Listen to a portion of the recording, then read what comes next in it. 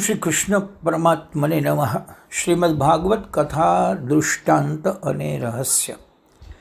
યશોદાજીએ લાકડી ફેંકી દીધી, અભિમાન દૂર કર્યું, નિસાધન બન્યા એટલે શ્રી ભગવાન કૃષ્ણ પકડાઈ ગયા. એ બતાવે છે કે ભક્તિમાં દૈન્ય ભાવ જોઈએ, વ્યવહારમાં પણ દૈન્ય ભાવ જોઈએ.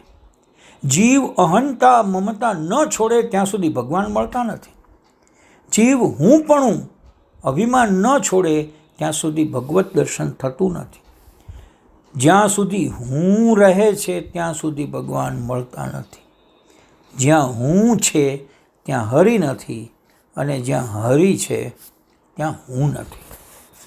કેટલાક મહાત્માઓ કહે છે કે દોરીથી બાંધવાનો પ્રયાસ કરનાર યશોદાજીએ જરા વિચિત્ર પગલું ભર્યું છે. દોરીને શ્રી કૃષ્ણનો સ્પર્શ થયો એટલે દોરીનો સ્વભાવ બદલાઈ ગયો, તેનો બાંધવાનો સ્વભાવ જ છૂટી ગયો.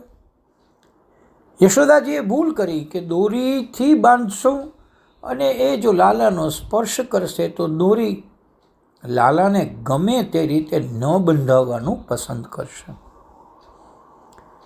દોરીનો સ્વભાવ સુધરી ગયો.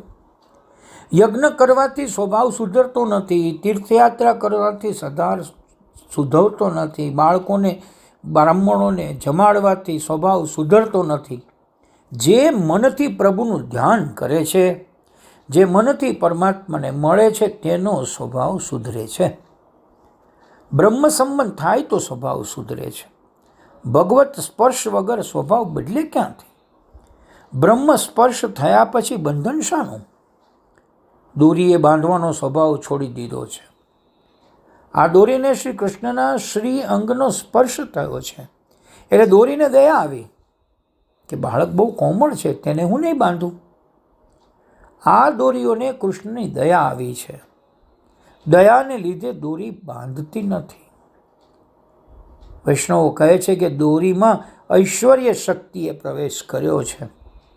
ઈશ્વર જ્યાં જાય છે ત્યાં ઐશ્વર્ય સાથે જાય છે.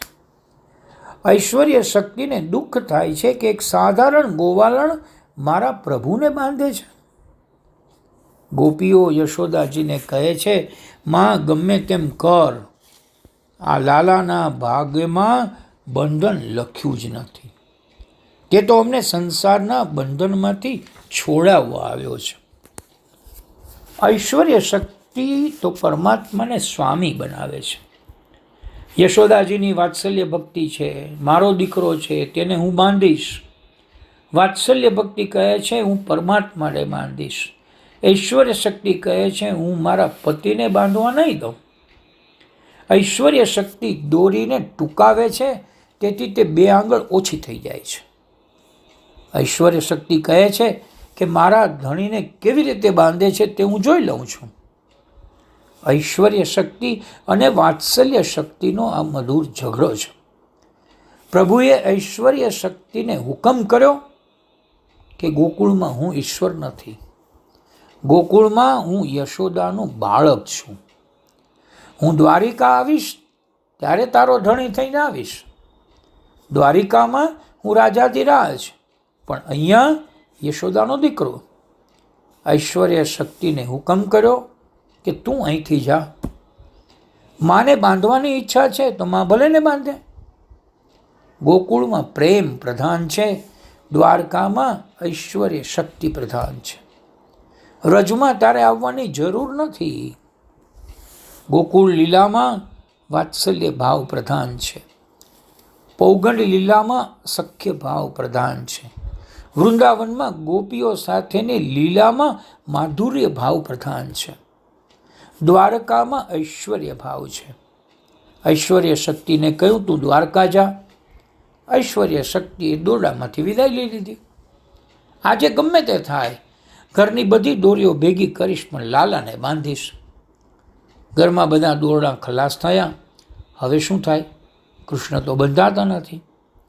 યશોદાજી આશ્ચર્ય પામ્યા. આ જોઈને ગોપીઓ હસવા લાગી, જાણે કહેતી ન હોય કે ભગવાનને તો કોઈ બાંધી શકતું હશે.